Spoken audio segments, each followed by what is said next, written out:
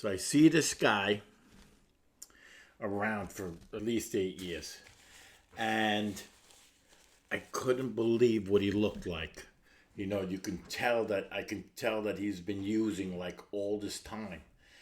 And I'm just thinking to myself, wow, thank God that, that's not me.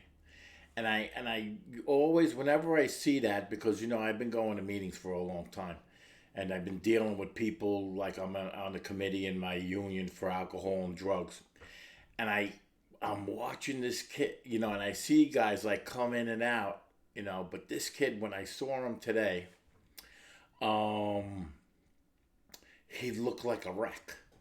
And I mean like a wreck. And he has to be at least 10 years younger than me. He looked 10 years older than me. And he just looked lost. And I just started thinking to myself, what, how come he is there? I mean, he's gone to meetings. He's go, I heard him talk in meetings. I remember, I've seen him around, and talking and, saying the slogans or whatever the things that we do in recovery. And I just couldn't believe it.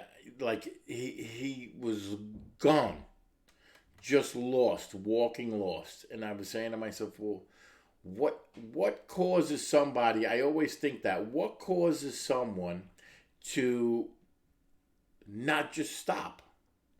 What causes someone to stay out there, like just using instead of getting clean and sober? What causes that? Why does people make that kind of a choice? Because things that people do affect, not just them, but everyone that's in their lives. It just doesn't affect the person that's using. It affects, if they have one person at all in their life, it affects them. And I just wondering, this kid, I know he has a daughter because I remember hearing him say that he had a daughter. And I just say to myself, you don't have any, don't find any reason to live. Like any reason to, is there stuff in your life that's going on that bad that you just can't stick to the program? Just stick to the program, you know? But he just doesn't do it, and he hasn't done it. And I just wonder, what causes someone to, follow that instead of just staying sober. What is his reasoning? What is the, and I know that we say that there are such unfortunates, they are not at fault, they seem to have been born that way.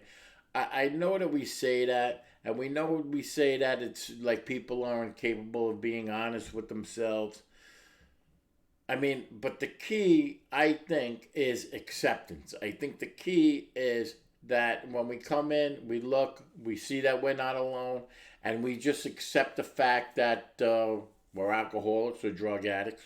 And once we accept that, maybe we can move forward with our lives. You know what I mean? Maybe we can move